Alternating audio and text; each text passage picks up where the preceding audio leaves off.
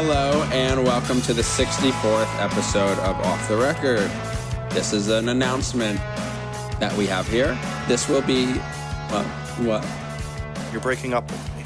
I'm breaking up with Jesse. I'm breaking up with all the men in my life. Buddy from Census Fails tweets inspired me to break up with all the men in my life. Well, that was pretty good. That was pretty good, right? Going out with a bag here. Thank you. I thought so. As someone who's a big supporter, I feel like I can say that. Yeah. As a white male, I think I can say that. Team buddy when it comes to that. You know what you should do? That girl, Katie Natopoulos from BuzzFeed, is that hashtag unfollow a man. And she unfollowed all the men on Twitter. Oh. You could do that next if you really want to take your man-hating to next level. Speaking of man-hating. Which of your accounts would I unfollow, Jesse? I highly recommend the book one because I tweet Lewis from it. My phone keeps correcting Manhattan to man-hating. And I think that's ironic because I hate white men so much. That, obviously. I mean, and Manhattan, clearly. I like the bottom part of Manhattan until it gets by Wall Street. Bottom.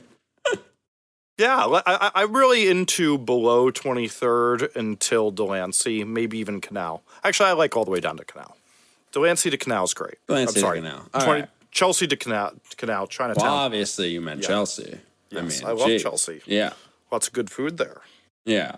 But anyway. Yeah. This will be the second to last episode of my run on Off the Record. Jesse will be continuing on the show without me. So that's a thing that we'll talk about more in a little bit. But as some of you may have noticed or heard or seen or whatever, I have also stopped my other podcast with Evan Lucy, Simpler Sound. There's going to be one more episode with me of Off the Record on it. That'll happen next week. I am moving back to New York in a few weeks. I am departing. Wait. Not just New York. Well. Yes, just New York at this point. Oh, okay. Maybe a borough that I shall not speak of called Voldemort. Do you get that reference, Jesse? I've been forced to watch Harry Potter before. Thank you very much. All right. I'll be moving back to New York and New Jersey. I'll be leaving my job at J-Tree in Philadelphia, and there's going to be some other changes coming up in life as well that you'll see or hear about or whatever in the next few days, potentially. And that's not a bad thing. Life is just changing. I'm a 22-year-old and not old like Jesse, so sometimes change is not terrible, I hope. Change is usually good for me. By the time you're this old, you're really used to it. Ah, okay. Well, by this point, you've had to roll with it, and if you're still surviving and a stable human being, you're pretty good at change by 37. 37? Yeah. God, 15 years. The big deal is Jesse found a replacement for me that is like around his same age. I don't know if that's accurate at all, actually, but I'm just joking now. Technically, what I've been joking is your replacement is voice memos. Because I'm going to be conducting a lot of interviews with people where they record into the iPhone voice memo, and that's a lot of what the new Off the Record will be. Okay. Your technical replacement is like Siri. Which is an Apple product, which is basically like having you around still anyway. It's the same thing. I will continue to guest on the show when Jesse has questions on Apple. I appreciate that. Thank you. But I just wanted to say, this has been quite a time. Jesse and I have never missed an episode except when we took 1 week off for New Year's. It's been a large commitment and one that we've done happily. I wouldn't be giving up the podcast if some things weren't changing, but they are, and that's okay, and that's exciting. But really, we super duper appreciate it. This has been a really big success for us, and I am going to miss doing it, even if Jesse makes fun of Taylor Swift too much. I like that. I'll tell you, it really saddens me. Like when you said you were going, I was like, the first thing I had was like how sad it's going to be to not talk out loud to you every week and make fun of you. Like, I was almost as sad as what I heard about Cecil the Lion. Are you, actually sad about that thing? No, I'm actually not sad about it. I'm a very sensitive guy. Did you see the article? I'm a sensitive guy. I don't like them. Did you see the article yet that the dentist donated to Romney's campaign last time? I mean, I didn't need to see an article to know that. I thought I was just kind of waiting for you to come out on Twitter with that, and it didn't come. Like, I was like, of course, I was just waiting for some terrible tweet. I feel like that's just obvious. The hunters are always awful gun nuts who vote for the gun nut person. And, the fake hunter, Mitt Romney, who never really hunted, the real man. Yeah. Jeez. Anyway, Jesse, it's almost time for the Republican debate. I'm having a party. I do know that. Yeah, the word is getting around my inner internet group. Yeah. That's what happens. It happens. It's gonna be a fun time. I got my Trump jokes on fleek. On fleek. On fleek. I had to ask Grace a few weeks ago what that meant. And she was like, a few weeks ago? Yeah. And I was like, I honestly have no idea what that means, Grace. And she was like, I thought it was a bad thing, basically. I was like, that sounds bad. She said I had something on fleek, and I was like, I thought it was good. I'm sorry. And she was like, what? And I was like, I don't understand what you're saying. So the cool lingo has escaped me. So how did Grace react when you told her that you were leaving the podcast and Jade Tree to open up a business after seeing Orange is the New Black of selling emo bands underwear to people? Well, I have to tell you, I mean, now that I can reveal it as it's no longer a conflict of interest, I am the primary VC funder in Attila's business enterprise for selling band underwear. Rock Closet. Yeah, Nice. It was my idea to make Rock Closet, and I'm out of the closet of that secret now. Oh, good. Yeah. I see. This is a believable story because how much money it took to develop that website is about how much money you have. Wow. Maybe we won't do one more episode. I wasn't trying to insult you. I'm insulting how bad that website is. Like, it's not like you're like a millionaire over here or anything with some real VC. Well, I would appreciate you thinking I have enough business acumen to get a good website together. As it is, I run a website. That wasn't the insult I was saying. I was throwing the insult at Rock Closet, saying that the developing wasn't too strong on that site. Fine. I do. I have 2 more episodes of Orange is the New Black this season, and it's great. Really loving it. It's awesome. Yeah. All about it. I'm going to start another show next that Jesse will never watch, but it's okay. Well, I'll finish Orange is the New Black as Jesse and I have nothing else to talk about TV wise. So. We did want to say that if any of our lovely listeners or parents want us to talk about anything special on the last episode with me on it next week, please tweet us or tweet #AskOTR. We'll try to make it a special and a fun episode. So anything that you all would like us to discuss, just let us know, and we'll be recording early next week as usual. So just tweet #AskOTR. So, with that, I guess next week I'll talk a little bit about what you'll see that'll be different on OTR since I'm still sorting a little bit out of my head, but I'm pretty excited about the ideas and already the episodes I've started on. But until then, let's do an episode that we normally do, and not just. And by that, I don't mean we're going to talk about Taylor Swift. Thank God. That was the greatest relief, is that I could choose to never talk about Taylor Swift once I'm the boss. Are we going to talk about Drake and Meek Mill today? Can you explain it to me? It's pretty easy to explain. I don't get it, man. Well, you see, when one star sees a famous one with a weakness, the idea is to go after it. Like, Taylor Swift's a fuck girl, so Katy Perry's like Boyakasha, throwing fists. Okay, but like I was under the impression, from what I've tried to piece together, I'm under the impression that Meek Mill, who I guess is from Philadelphia, released an album or a mixtape of some sort, and that Drake had a guest part on one of these songs.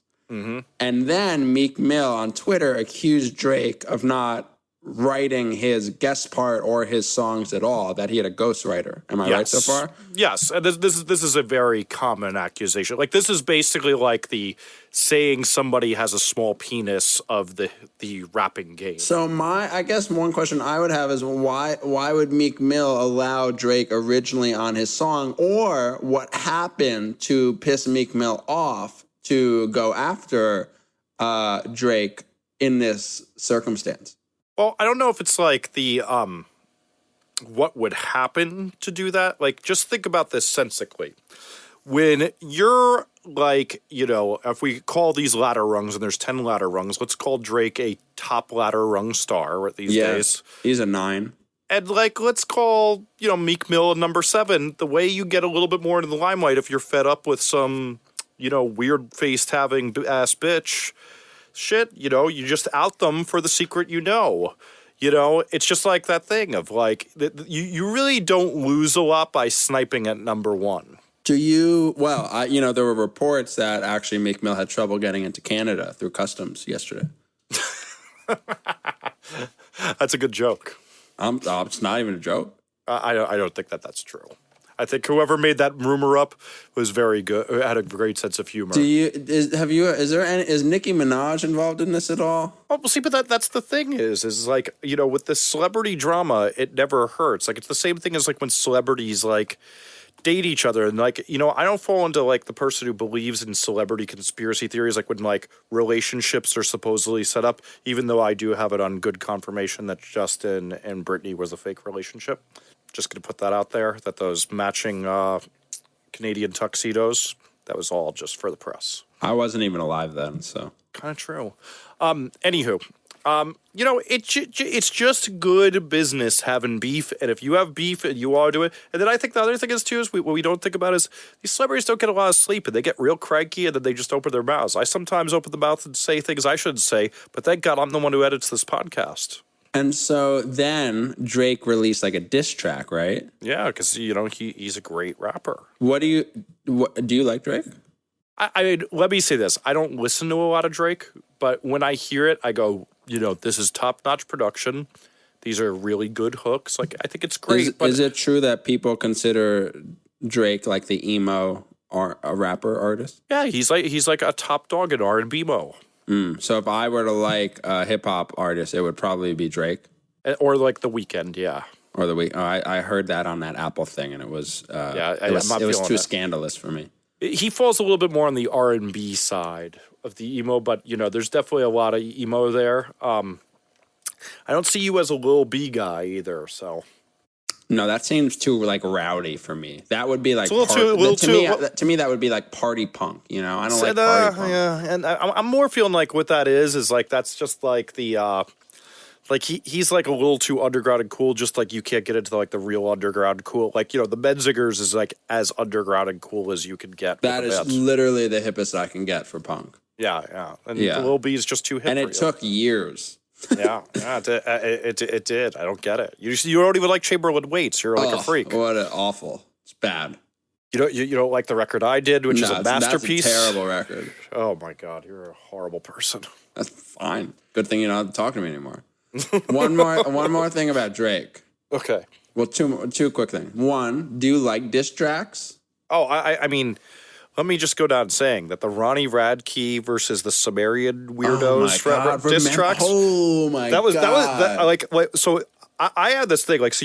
Do you know about the 50 Cent lawsuit? God, we are really going off track this episode. The one about the sex tape. Well, so I don't know if you ever saw this. I couldn't find it online. I have never seen 50 Cent sex tape. So I assume you have now. It's not that. Listen. You're mistaken what it is. Okay. 50 Cent's roadie went and got Rick Ross's baby mama and made a sex tape with her. Then 50 Cent dressed up like in drag as a character named Boo Boo. Boo Boo. And Boo Boo basically narrated the sex tape. He's like, Rick, that's your baby mama. He's skeeting her all up, Rick. Oh my God, can you believe this shit fucking her better than you ever did? And I was like, man, rock music sucks. Like, you remember, like, you probably don't remember this because you were like 10, but like Brandon Flowers from the Killers was like, he was smacking everybody when the Killers first came out. Like, he was dissing that band, The Bravery. Really? I think he even dissed Fall Out Boy. But he was Brandon smacking Flowers everybody. Knew who The Bravery were? There was the same A&R man. So talking about celebrity scandal, celebrity on celebrity scandal, everybody wins here. Same R&B man, A&R man, not R&B man. Rob Stevenson, Fall Out Boy, The Bravery, The Killers, signed them all, having a huge year. And Brandon Flowers just starts talking smack like Boyakasha. And I was like, man, I want to see... What's with this Boyakasha? Can you spell that? Can that be the episode title? Because I watched Donald Trump with Ali G the other day. I rewatched that like little incident. It was great. Can that be the episode title? Booyakasha. Yeah.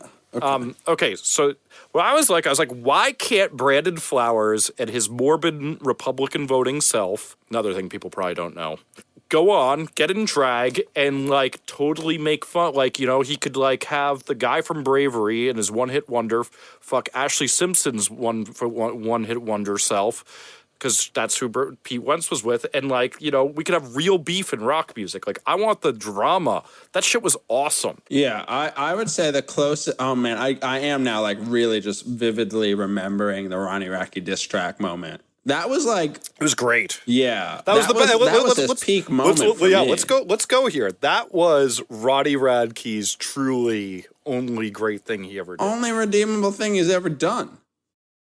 Like, I will say, all right, let's give it a little credit. Haters washing dishes for a living. That was a good line. Sure. Yeah. I mean, everything about that song alone was just like, if you put it in a vacuum, great stuff. Yeah. I mean, like that right there, that moment, that could have made him the next Limp Bizkit, but then didn't. He just didn't have the goods, even though he went to Limp Bizkit's producer for that one. I would say that I feel like the scene's greatest diss track moment, and it wasn't even a diss track, would be like 70 times 7, and then there's no I in team, right? Like that's the retrospective. Well, that's the one that the kids love to look back on. But those are like, I mean, let's be honest. That's nothing, though. That's pretty pussy diss tracks. No one got shot. Yeah. Like, I mean, that's not even like Tupac and Biggie type stuff. No, like, I mean, we're not even like, even I understand that. Yeah. I do feel like I would like more diss tracks. I think I'm going to listen to this Drake diss track. I won't understand any of it, I guess. Who could we start beef with to get a diss track? Oh, there's so many people we could. Should we just start, like, should we end next week's episode with us just saying all the secrets we know about other bands who've talked shit to us? Because we know that happens a lot. I'm not trying to get fired from everything. I'm just saying, you know, a certain band, like, I think I can see this happening. I'm plotting it out now. Yeah, maybe we could just start beef tracks with like homophobic producers. Oh, that's from good. Boston. Yeah, that's a good one. Yeah. We'll work on that. All right. So we were doing something that was actually on track, weren't we? I don't know. Yeah. Okay. We were talking about Drake. Maybe that had to do with Apple Music, because the other thing I wanted to say about Drake was that he premiered all the diss track stuff like exclusively on Beats One and through Connect, which I thought was interesting. I think that's he has his own radio station called OVO Sound, which is his production company, record company. It beats the hell out of me, dog. Yeah, it has a owl logo, and I think it's his record label imprint. Sounds right. Yeah, but they premiered it on Apple Music, which I thought was pretty cool. As I said, and a lot of people mess with me, I've been waiting for Connect. And it sounds like it's up my alley. I want more diss tracks. I mean, imagine if Ronnie... Maybe we could, like, pester Ronnie Radke into saying goodbye to me by releasing a diss track on Connect. Man, what if we got, like, a good hashtag? Like, you and Radke were warring for that minute. And it was the best. It was right at the heat of you and Radke's war is when I got that selfie with him when I walked by the hotel. Oh, yeah. That was the best. God, what a guy. Yeah. Okay. What are we talking about? So let's do something with this show. So we do have things to say about Apple aside from this.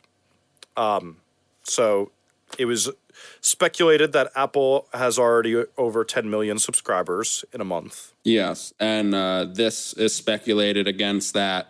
Just recently, Spotify announced that they have 20 million paying subscribers. And obviously, a lot of these Apple subscribers, I mean, actually, all of these Apple Music subscribers are on a 3-month trial. That being said, all 3 million of those people entered their credit card information.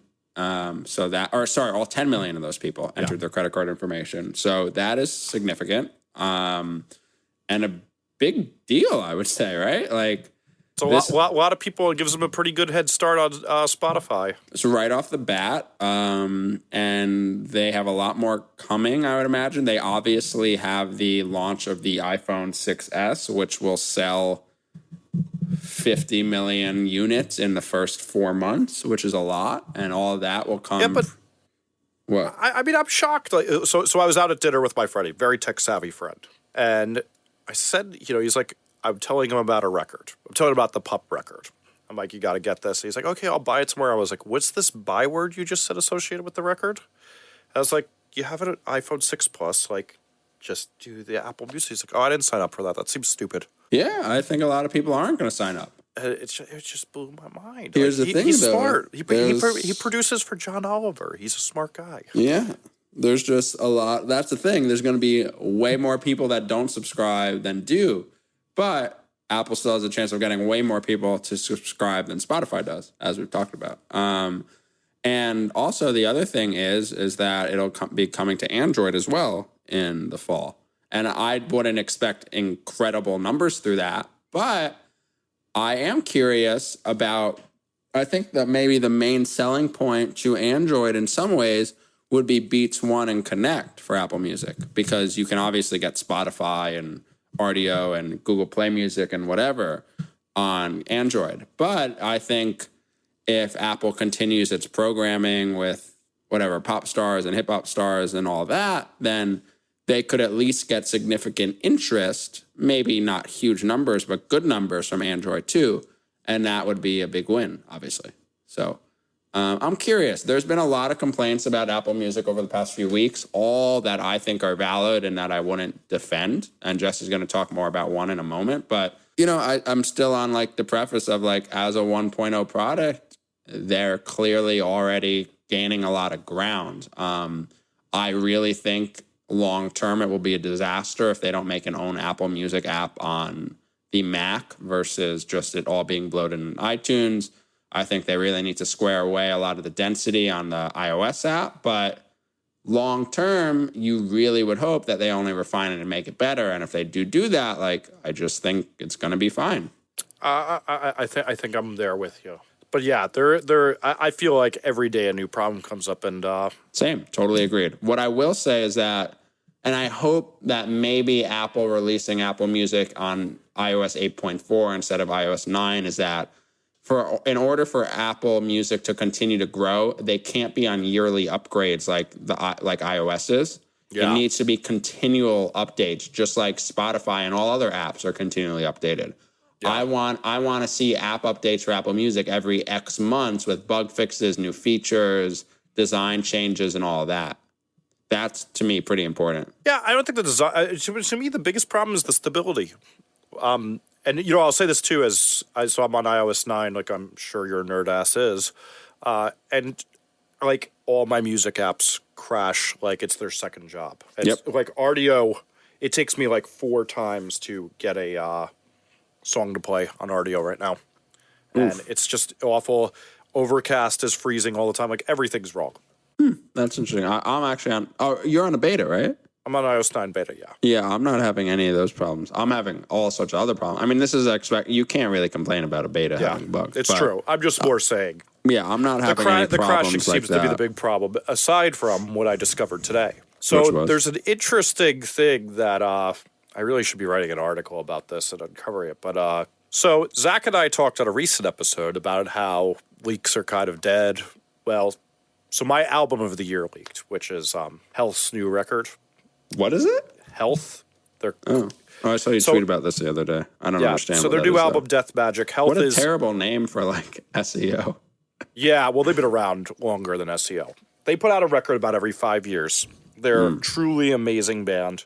They really crafted this record. I was reading about the process in the New Yorker, and the wait was worth every second. Their last record show was like close to my album of the year, and then this was, it's it's like no music you've ever heard, and it's super poppy and it's super heavy, but it's just wild.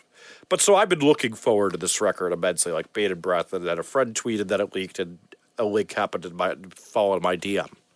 So I downloaded this record, and what I discovered today when I went to put it on my phone for my bike ride home tonight is that wouldn't happen unless I unsynced my iCloud music library, and that's what it told me, because this album's metadata is already entered into iTunes, so they don't allow you. They're basically making you have a choice. You could do leaked unauthorized music, or you could use your iTunes cloud library. I think that's pretty interesting, and I confirmed this with a bunch of people who replied to me that this is a thing. It's weird. I have not had that problem yet. I don't, like, for example, like, I have obviously Knuckle Puck's album in there, but that doesn't come out until Friday. And also, though, I imagine it's not authored with the same metadata as this is. Like, this seems like an official leak. Right. So, yeah, I'm curious to see how that might affect me at some point. I wonder, too, there seems to be Apple Music bugs that are affecting some people, but not other people, you know? So I'm just kind of expected to see. I'm curious to see what hits some of us and not other of us.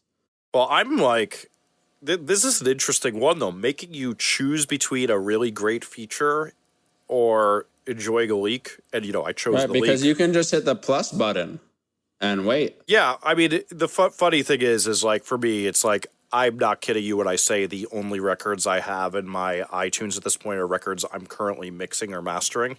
So everything else is on RDO. So it's like, this wasn't a hard decision for me, but like, that's a shitty one for people with huge libraries that depend on iTunes or Apple Music or whatever you want to call it today. Definitely. So, yeah, we're there. Well, it's still moving. We'll see how it continues to move. It's a little bit of a landmine in a lot of places. There's no doubt about that. So another fuckery of the streaming sector, and then we're going to move on past streaming, since, you know, another thing we could do when you're gone is not just talk about streaming. What? Bullshit. It's like, I'm just saying, you love talking about streaming, you love talking about tail. I don't even like streaming, and I love talking about it. Okay, so Pandora, the fuckboys of streaming. Asshole company now has the ultimate asshole scheme on making money for themselves. They want you to engage with the brand for 15 seconds and be able to listen to more music for free. So insane. Like, so bad. Like, I already hated this service, but, like, engage with the brand is right up there with cotton swab up my urethra. Ugh. I'm just saying, like, those things are both about as welcome in my world. Yeah, that's like, I guess I saw The Verge tweet about it, and I was just like, yeah, that sounds like a bad one, guys. You might lose some people here, or definitely not gain people.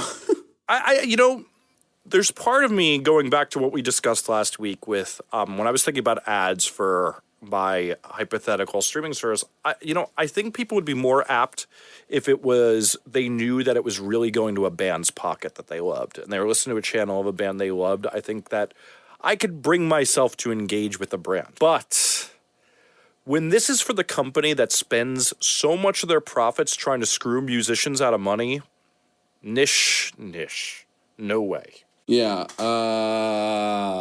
just the short-term money is typically never worth the long-term loss, is what I would say, right? Like, seems like a pretty dumb move. I think this is also the thing, is that they whatever brain trust they had.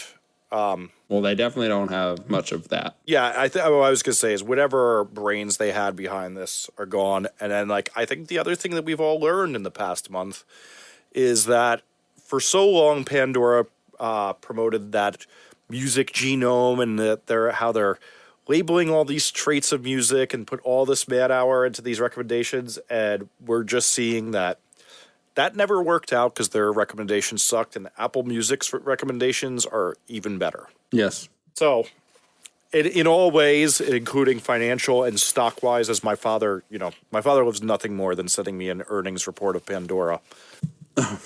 That's cute. My dad sometimes sends me questions about Apple stock. Well, my father in retirement, all he does is watch CNBC, so Anyway, all that you see is their stock crumbling, and well-deserved. I look forward to that company going away. Me too. I wonder if that's the last we'll ever talk about streaming. I really, really hope so. Well, I guess this one's kind of related to streaming, though, too. So we do have one more. Okay, one more. All right. So Digital Music News, who Zach and I have a lot of hate towards. Literally, I have zero positive feelings towards them. Yeah. They did put up an interesting graph. They said why the music industry is starting to hate YouTube, and it's that 52% of songs streamed are on YouTube, whereas Spotify, Tidal, Deezer, Rdio, Beats, Rhapsody, Google Play, Xbox Music is 48%. That's great. Seems hard to beat. So then the second graph is total song revenues, and it shows that those who are paying that 48%, the labels are getting their only 13.5% of their revenues from YouTube, and all those services are paying 86.5% of their streaming revenue. And that's definitely going to make them ham. And I kind of find it a little odd, too, when, like, let's be straight here. Like, those YouTube ads are long and frequent, much more frequent than Spotify. Oh, yeah. Like, sometimes full 30, 45 seconds. Yeah. Yeah, I mean, the other day when I went to rock out to my favorite pop jam, Liz When I Rule the World, and Tove Lo, Talking Is that Body. Liz Fair? No, just Liz, Liz, dog. Just keep it simple. Produced by Sophie. Just first What's names Tove here. Lo? You don't know, Tove Lo. Come on. Is that a Jewish guy? You have a point there. That probably would have been a little bit more. Tove Lo, come here. It sounds Living Israeli. Living next to Hasids, like I'm pretty good at the Hasid, right? I mean, I'll let my mom answer. My mother will tweet #AskOTR. Are your parents really excited to have 2 hours of their weekend back of not listening to you No, podcasting? they're really not stoked, honestly. Oh, man. The bigger question will be, do they listen to you without me? Oh, come on. Your dad's not doing that. That's true. That's true. I'll shoot your mom a tweet if you ever guest again. Okay. Yeah, they're sad for sure, which is, it's been like obviously not thousands and thousands of people care, but it's been nice to see the people care. Or like what's been the nicest has been seeing people that have said that they never listened to a podcast before and now they subscribe to 0 to 12, That's been really cool. So thank you, people. I like that.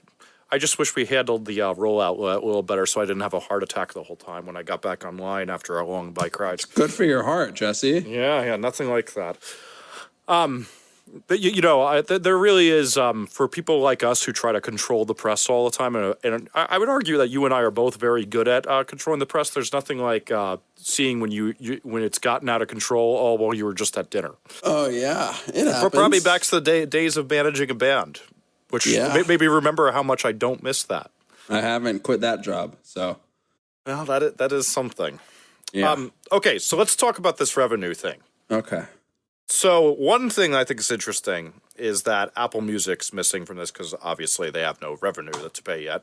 I do also wonder, there's a chance that Apple never reveals that data. Well, I imagine this data is actually, if you look, this is from Nielsen for the songs played, and Nielsen can measure that without it. Okay, fair enough. And then the RIAA is reporting the revenue, and that's all the major labels reporting it. Mm-hmm. Okay. So it doesn't matter if Apple. So yeah, I don't think you're on that one. Just like, oh God, with fucking digital music news, it's just like they post a really shitty headline, and then they literally just post 2 images, and that's the post. And it's God, dog, did I click? You clicked, man, and now I'm looking at it. Yeah. Well, a lot of hate clicks going on here. If I could close down 5 websites, this would be one of them. Yeah, I just hate giving my clicks to people who are awful people.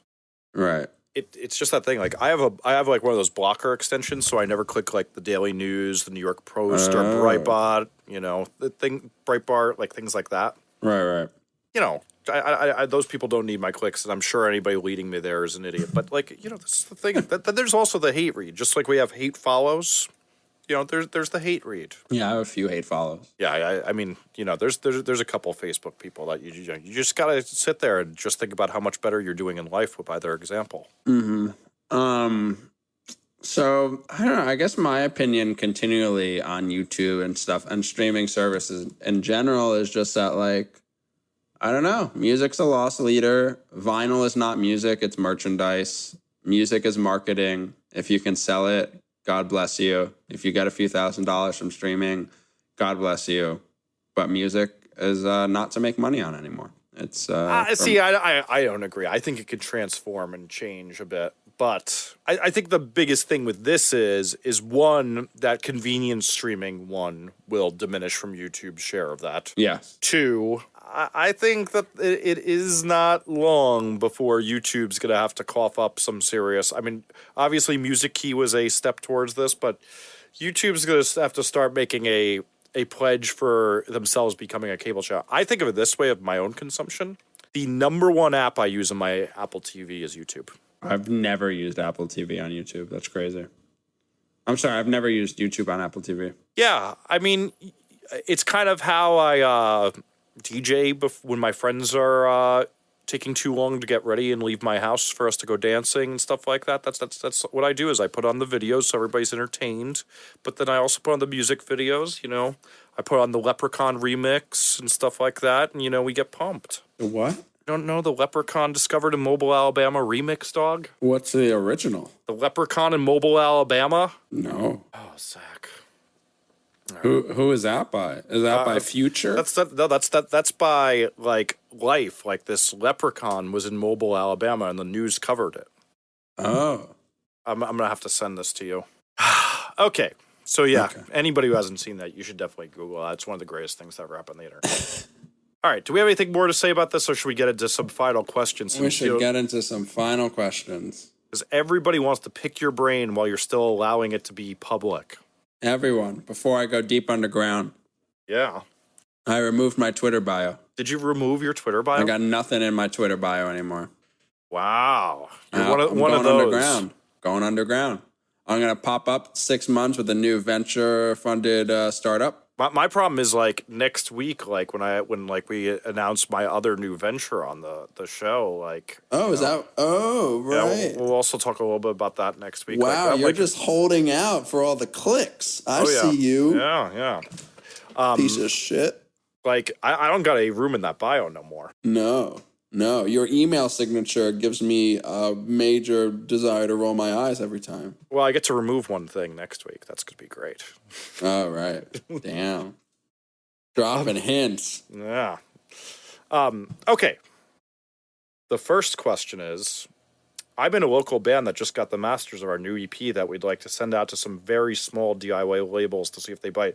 What are the best ways to go about this without being annoying? Don't send it. Yeah, that's really the truth. And then even if you do send it, if you wait for more than 3 weeks for the response, you're wasting your time, and you should get to work getting it out to fans and not getting it to label people. As we've talked about from like the first episode, play some shows, meet some bands that you're like-minded with, maybe meet the people that they know. Maybe those people will tell other people about you. Maybe some people run record labels. If you want to sell music that's not vinyl, look into cassettes and CDs. Just do that for a while. DIY labels are not going to be able to help you. Like real small labels are not going to be able to help you more than you can help yourself probably. So put that weight on your back and figure it out and get known from there. And I have nothing to add to that. And from @Justin3341, what does a band like Armor for Sleep take away money-wise approximately from a short 10-year anniversary tour? A good amount of change, but so I mean, let me pull up their dates real quick. What's probably a better answer. So let's do this. Let's say these bands are playing. Would you say the average is what's called a 1,500 seat venue for these reunions? Yes. What do you think they're pulling a night from most of those markets?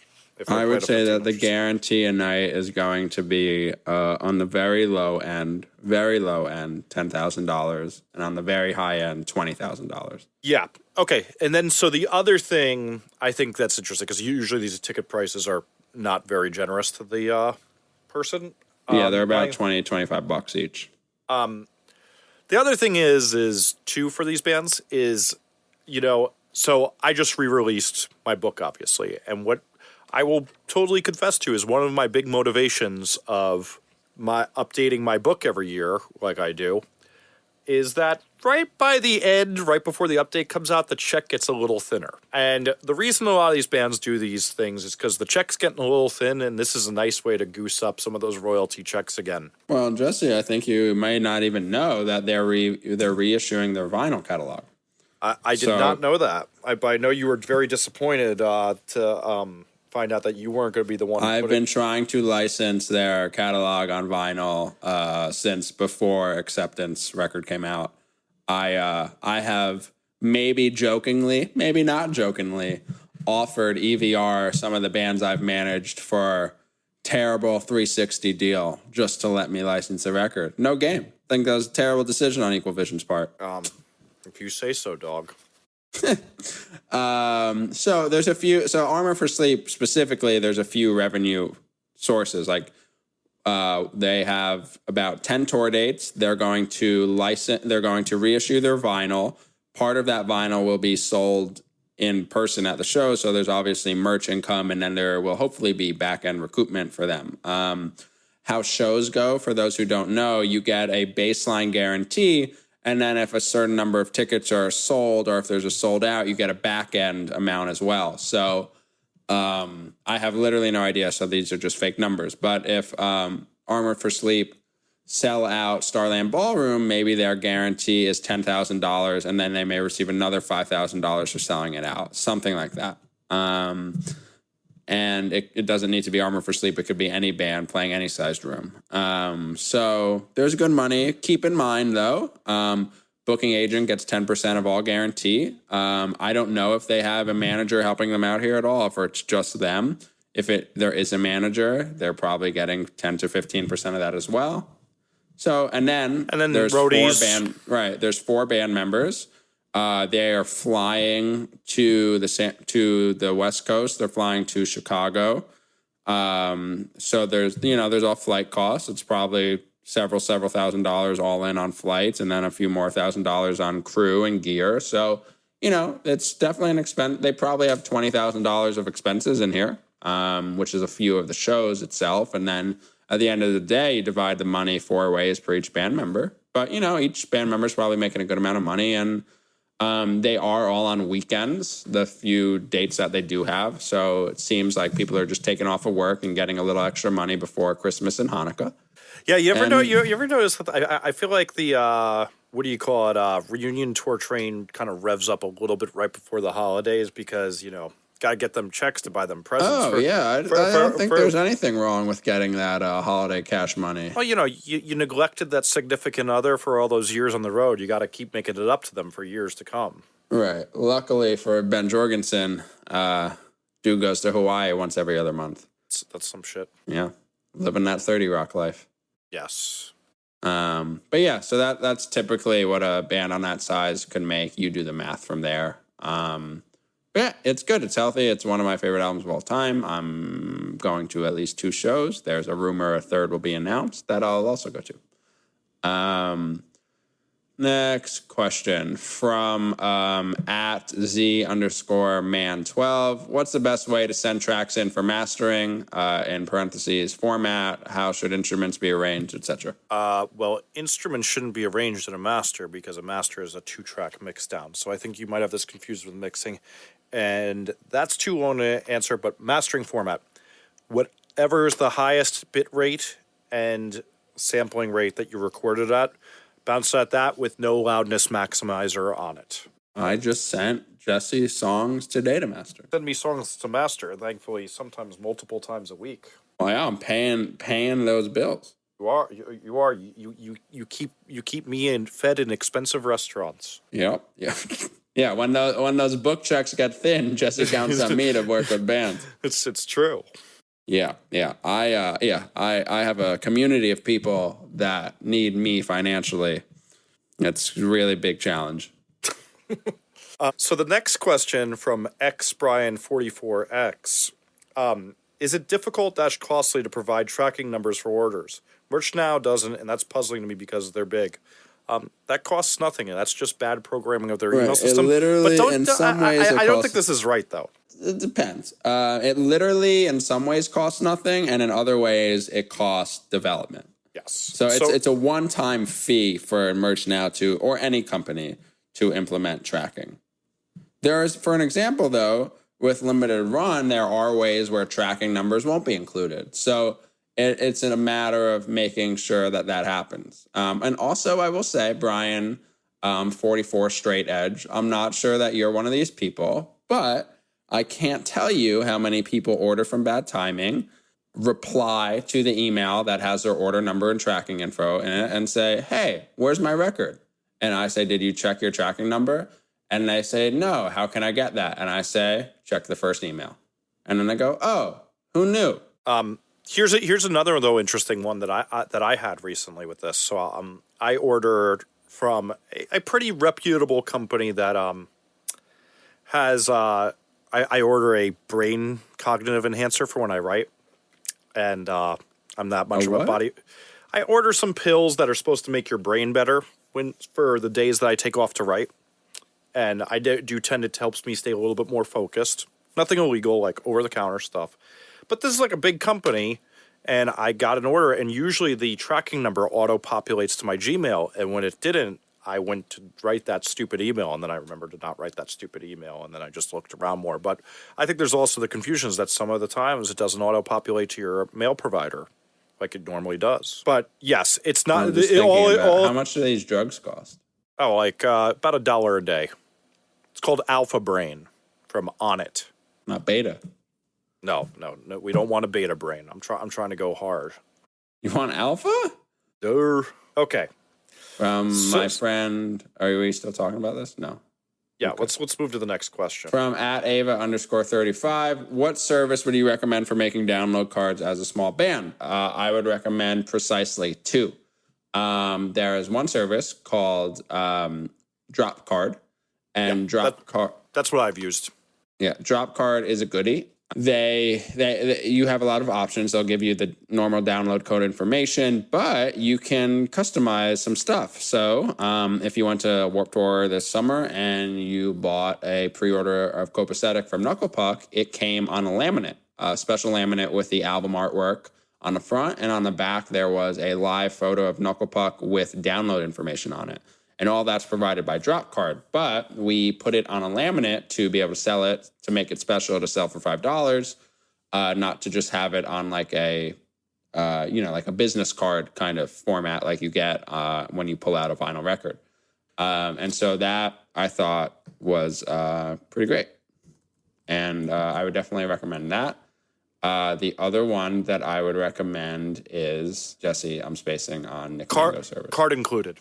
Thank you. Card Included is another good service that I would recommend from our friends Nick Mango and Tom Mango, who run Limited Run, which we also super duper recommend. Card Included is great as well. So I think if you hunt down any of those two options, you will come out as a happy camper. It's a good and affordable system for young bands on the road. Agreed. The next question comes anonymously, which is, since most music is recorded digitally these days, is there a sound quality difference between having an uncompressed audio file and vinyl pressed from those digital masters? There's a big difference, but it's also with a huge asterisk. In order to get a superior audio quality from a master, it needs to be retained the whole time. So part of that question I just answered is, let's say you record at a high bit rate and a high sampling rate. That needs to be maintained through the process. So what sadly happens is I get a lot of vinyl to make that has been taken down to 16-bit 44.1. And that is not going to be as good as vinyl can handle. So like a 24-bit 96 kilohertz master sent to the vinyl factory, it will be a lot better than what you hear than in an Apple file, as long as everything's handled properly, which it should be, as barring that everybody did that right. But Yes, Apple compressed files. Now, let me also say this. If you're listening on laptop speakers or Beats headphones or Apple headphones, you're not really going to hear any of these differences anyway. If you have a nice set of speakers, you can absolutely hear these differences if you got good ears. Cool. Next question that I can handle is, hey, I'm trying Apple Music, specifically Beats One Radio. I'm really interested in artist shows like St. Vincent, Ezra Koenig, and Josh Hami. I've been Googling and cannot for the life of me find a schedule for these shows and how they're reoccurring. Well, I've got good news and some help for you, but not full help.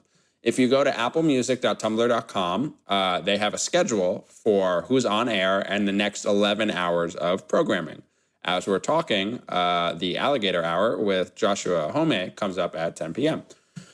So there's a few issues with Apple's system, which is you can't see multiple days, even though obviously stuff shifts and stuff. It would be great. I would imagine if Apple could have a confirmed 24-hour schedule and a tentative one beyond that. Aren't most of the shows on the same time every week? Like the Run the Jewels one's on the same time every week. Right, most of them are, but there's little pop-ins and stuff. What I would suggest and what I think would be smart is if Apple would smartly have a schedule in Beats One on a portion of Beats One on the Apple Music app. Seems kind of like a no-brainer for me to have a little ticker or something. Yes. But they don't have that. So for now, go to applemusic.tumblr.com to see the upcoming schedule, and they tend to repeat every 12 hours. Next question I guess. We did that one already. Oh, nope. We're out of questions then, Jesse. Well, I think it's present time because, Zach, you gave so much to me and all the listeners. I'm going to give you a present. Are you buying me 1989 on vinyl? If I didn't know already that you wasted that crap money on probably a really shitty pressing of vinyl to be listened to on a cross sleeve. Yeah, right. So they sell that for Urban Outfitters for only $19. I was kind of surprised that it's not like $25, $30. $10 less than I paid for the Lord vinyl. Yeah. My band What's name? My present? My band name that you've been trying to get? Yeah. PM Gen? PM Gen. Yep. How do you, Gen like Gen? Yeah, like nighttime generation. So I'll give a special treat now on the outro. Oh my God, I found this bot of the MySpace. I think. Yeah, you probably found it. I don't think anybody else has that name. Oh my God. PM Gen. Yeah. Brooklyn, New York. Yeah. Holy shit. I'll play a little clip on the way out. I see all the music. This is what I do for you. This is how I say goodbye. Are you not nervous about this? Oh, it's hilarious. What if I post about it on my website? I don't care. I mean, it's like, I think it's literally, I don't think I've made a song on that in 10 years. Wow. Yeah, the highest track number has 800 plays, exactly. I mean, let's also keep in mind, I don't think I ever even really told anybody about this. Special Mew Order Mix. It's a cover of my favorite band Muse song, Special. But it's not a play on New Order? Well, so this is the thing is, because I'm such a nerd, I realized they kind of stole their Muse song Special is a tribute to New Order's song Special, so I married the two together. This last song I'm seeing is 7 minutes and 17 seconds. That's a Battles Atlas dance remix. Thank you very much. The original is that long. Wow.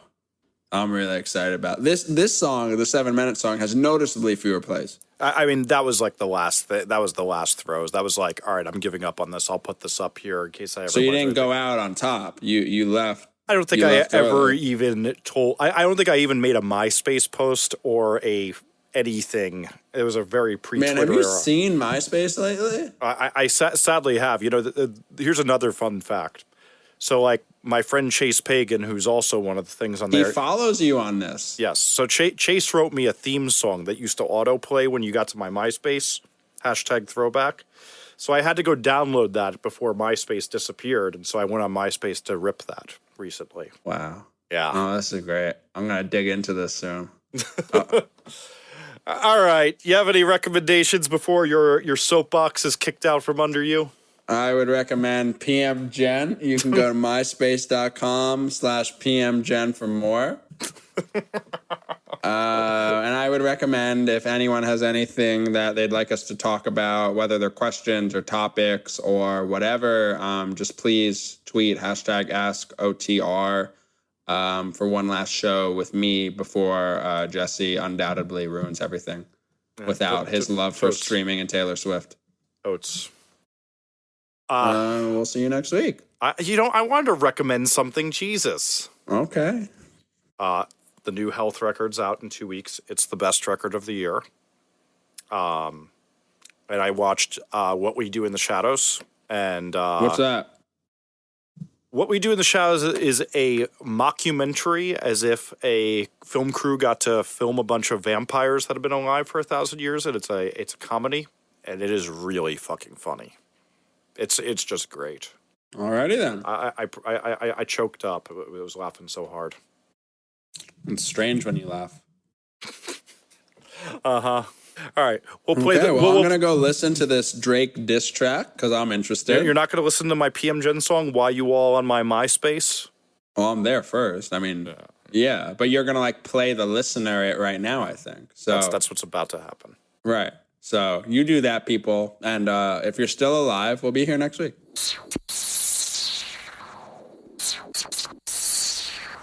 Why you all on my MySpace looking at my pictures? I wish I had a tracker, I'd track you. Bitches said it bumping on the keyboard, hating cause I don't even know this nigga and he got me on the top. Why you all on my MySpace looking at my pictures? I wish I had a tracker, I'd track you. Bitches said it bumping on the keyboard, hating cause I don't even know this nigga and he got me on the top. Bitch, please, you're typing and bumping and going off. Real cocky on the net, but real talk, you're soft and you're pissing me off. So you're about to get your itch, your poor excuse for a lady, stealing everybody's picture. Girl, you're trifling and you hate, so the cat is out the bag and your outfit ain't together, so you jocking my space. And you know we got a gal, cause she's sitting on his top, but you steady dick ride like the average young Bob. Going crazy, get stupid, nah, girl, you are delirious. It's just my space. Why you take it so serious? Thinking you can rap, but you can never get a picture. Got your ass hanging out and singing tongue dropping beats. Why you all on my MySpace, steady tryna holler with your whack ass picture and your counterfeit dollars in your homeboy car.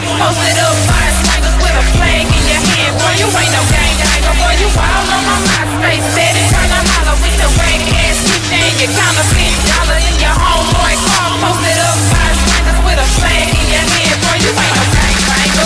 Stop and do something better with your time. Say you got a 9 to 5, but you always online asking me to hear your music. Boy, I ain't a A&R. Everybody on your top posted by the same corner. But trippy got it, everybody banging online. Real niggas lock up and you the one up to dime. We got plenty naked girls spread all across the top. You don't know damn what, so I guess you the boss. Now I don't wanna talk, be a hot capper, cause you picking up a mic, don't make you a perfect rapper. Man, this shit needs to stop. Y'all some goddamn fools. Come get up on the and stick to the goddamn truth. All on my MySpace, looking at my pictures. I wish I had a tracker, I'd track you. Bitches said it bumping on the keyboard, hating cause I don't even know this nigga and he got me on the top. Why you all on my MySpace, steady tryna holler with your whack ass picture and your counterfeit dollars in your homeboy car. Posted up fire swingers with a flag in your hand. Boy, you ain't no gangbanger. Ayy, and it's only so much I can say in the song, but I really ain't finished. Do me a favor, if you see some bullshit posted up and you know you ain't post that shit, go change your password, man, you been hacked, for real. And they say MySpace is false hope for all entertainers, but that don't apply to me, cause I'm trying to get this Oprah money, man. It's the new MySpace anthem, man.